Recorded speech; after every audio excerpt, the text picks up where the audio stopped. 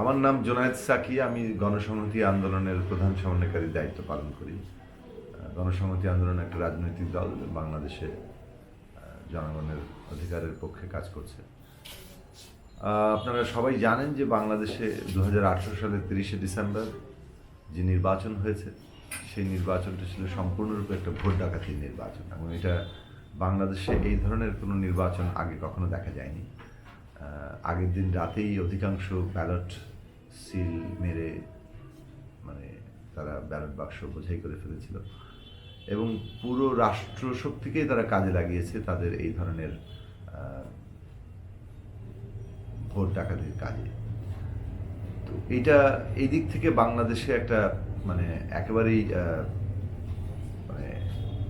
কোনো রকম পূর্ব উদাহরণ নাই এমন একটি ঘটনা। এই কারণে যে প্রধানমন্ত্রী এই নির্বাচনের আগে বাংলাদেশের সকল রাজনৈতিক দলের সাথে সংলাপ করেছিলেন, সেখানে তিনি কথা দিয়েছিলেন যে তার উপরে ভরসা রাখতে একটা সুষ্ঠু নির্বাচন তারা দেবেন, এবং রাজনৈতিক দলগুলো সেই নির্বাচনে অংশ নিয়েছিল। ফলে বাংলাদেশে অধিকাংশ রাজনৈতিক দল যারা নির্বাচনে অংশ নেয় তাদের প্রায় প্রত্যেকেই যে নির্বাচনে অংশ নিয়েছে সেরকম একটি নির্বাচনে এইভাবে ভোট ডাকাতি এর আগে কখনো ঘটেনি।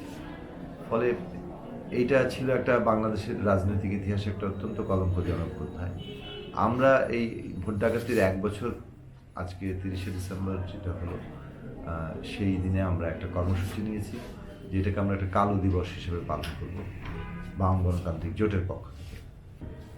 অন্তত ন্যূনতম 50 জন নেতাকর্মী তারা গুরুতরভাবে আহত হয়েছেন এবং হাসপাতালে চিকিৎসা নিয়েছেন। এর বাইরেও হাসপাতালে চিকিৎসা নেননি এমন অনেকেই আসলে নানানভাবে ওখানে আহত হয়েছেন।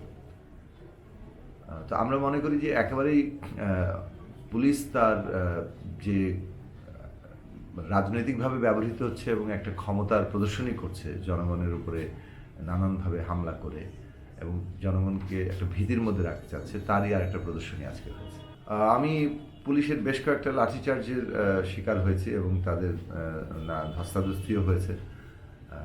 অনেকে আমার গলা চিপে ধরার চেষ্টা করেছেন, এবং এর মধ্যে আমার বাঁ হাতে এবং বাঁ পায়ে দুটো বড় আঘাত আছে, যেটা বেশ কিছুদিন ব্যথা থাকবে বলে ডাক্তাররা বলেছেন। ফলে আমাকে বিশ্রামে থাকতে হবে বেশ কয়েকদিন। হ্যাঁ, আমাদের বেশ কয়েকজন কর্মীরা আহত হয়েছেন। একজনের মাথা ফেটে গেছে, তার 10টি সেলাই লেগেছে, এবং আরও বেশ কয়েকজন আমাদের বন্ধু যাদের কেউ কেউ পায়ে কারো সফট টিস্যু ক্ষতিগ্রস্ত হয়েছে, এবং আসলে অনেকের কারো পা ভেঙে গেছে, কারো বেশ বড় স্থান জুড়ে কেটে গেছে, এবং তাদেরকে সেই ধরনের চিকিৎসাগুলো নিতে হয়েছে। না, আমরা তো মানুষের ভোটাধিকারের জন্য লড়ছি এবং বাংলাদেশে একটা কার্যকর গণতান্ত্রিক ব্যবস্থা প্রতিষ্ঠার জন্য লড়ছি। ফলে এই লড়াইটা অব্যাহত থাকবে, এবং আমরা আরও জনগণকে সম্পৃক্ত করতে চাই। জনগণের শক্তির উপর দাঁড়িয়ে আমরা এই সরকারের যে একটা স্বৈরাচারী কায়দায় দেশ শাসনের যে তৎপরতা, সেটাকে আমরা প্রতিরোধ করতে চাই।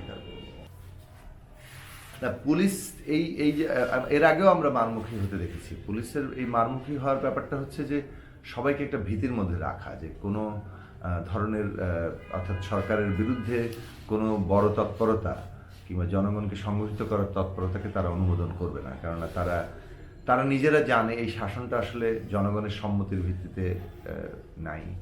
ফলে তারা জনগণের ভোটের মাধ্যমে আসেনি। ফলে একটা জনসম্মতিহীন সরকার সবসময় ভয় দেখিয়ে ক্ষমতায় থাকতে চায়, এবং সেটা যেমন আমরা তাদের অন্যান্য সংগঠন যেগুলো আছে, বিশেষত তাদের রাজনৈতিক সংগঠন, ছাত্র কিংবা অন্য শ্রেণী পেশার, তাদেরকে আমরা দেখি প্রায়ই বিভিন্নভাবে বিভিন্ন রকম প্রতিবাদী আন্দোলনগুলোর উপর ঝাঁপিয়ে পড়তে।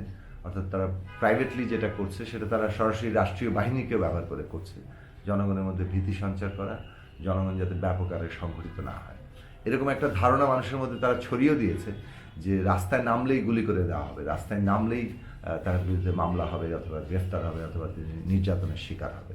এর ফলে আজকে এইরকমভাবে মানুষের মর্যাদা কেড়ে নেওয়া হচ্ছে, মানুষের ভোটের অধিকার কেড়ে নেওয়া হচ্ছে, এবং মানুষকে একভাবে অপমান করা হচ্ছে। এই গত 30শে ডিসেম্বর মানুষকে যেভাবে অপমান করা হয়েছে, এটা তো খুব নজিরবিহীন। কিন্তু এত সত্ত্বেও কিন্তু মানুষ এখনো যে বড় আকারের রাস্তায় প্রতিবাদে নামেননি। তার একটা বড় কারণ হচ্ছে এই ভয়টা তারা ছড়িয়ে দিতে সক্ষম হয়েছে। আমরা এই ভয়ের সংস্কৃতির বিরুদ্ধে লড়ছি। এই যে ভীতি তৈরি করে দিয়ে তারা শাসনটা চালিয়ে নিতে চাচ্ছেন, সেটাকেও আমরা তার বিরুদ্ধে লড়াই করার চেষ্টা করছি। এবং আজকে ওই একই ভয় সৃষ্টি তারা করতে চান, আমরা তার বিরুদ্ধে আমাদের প্রতিরোধটাকে জারি রাখতে চাই। মানুষ দ্রুত সংগঠিত হচ্ছেন, মানুষের নাভিশ্বাস হচ্ছে, ফলে অতি দ্রুতই একটা বড় ধরনের গণমানুষের ঐক্য সৃষ্টি হবে বলে আমরা আশা করি। গণতান্ত্রিক ব্যবস্থা সবসময় দুর্বল ছিল। তার মধ্যে ন্যূনতম যে জায়গাটুকু ছিল, যে অন্তত মানুষের হাতে ভোট দিয়ে একটা সরকার পছন্দ করার জায়গা ছিল, সেটুকু পর্যন্ত কেড়ে নেওয়া হয়েছে। এবং এখন সেটা কেবলমাত্র ভোট কেড়ে নেওয়ার মধ্যে নেই, তারা এমন একটা প্রহসনের ভোট আয়োজন করছে এবং সেটাকে আবার তারা গণতন্ত্র বলে চালিয়ে দিচ্ছেন এবং সেটাকে মেনে নিতে বাধ্য করছেন। এবং বিশেষভাবে বাংলাদেশের সমস্ত রাষ্ট্রশক্তিকে তারা যেভাবে একটা দলীয় রাষ্ট্রশক্তিতে পরিণত করেছেন, এইটা নজিরবিহীন। এটা বাংলাদেশের ইতিহাসও আগে এইভাবে কখনো ছিল না। এমনকি খুব কম দেশে এইভাবে কার্যকর আছে। এবং পুরো রাষ্ট্রশক্তি এইভাবে দলীয়কৃত করতে পারার কারণেই আজকে এইভাবে আমরা দেখতে পাচ্ছি যে চরমভাবে ভোটের অধিকার হরণ হচ্ছে কিংবা বড় আকারের দুর্নীতি ঘটছে, কিন্তু ঠিক মানে উল্টোভাবে তারা জিনিসটা প্রচার করছেন। আমরা দেখলাম ছাত্রদের উপর হামলা হয়েছে, তারা নিজেরা ভিডিও ফুটেজ গায়েব করেছেন, কিন্তু এখন উল্টো যারা হামলার শিকার হয়েছেন, আহত, হাসপাতালে ভীষণভাবে তাদের বড় ধরনের দেহর ক্ষতি হয়েছে, সেরকম ছাত্রদের উপর চাপিয়ে দিচ্ছেন না, তারাই ভিডিও ফুটেজ আসলে চুরি করেছেন। এইভাবে একটা পুরো নির্লজ্জ মিথ্যাকে আজকে তারা প্রচারের সুবিধার মাধ্যমে কিংবা তারা রাজনৈতিক ক্ষমতার জোরে তারা চাপিয়ে দিতে চাইছে যে না, এটাই সত্য এবং এটাকে মানতে হবে। এই পুরো পরিস্থিতিটা হচ্ছে একটা নজিরবিহীন পরিস্থিতি। এই পরিস্থিতির বিরুদ্ধে মানুষের বিক্ষোভ ক্রমাগত দানা বাঁধছে, সেটাই আশার দিক।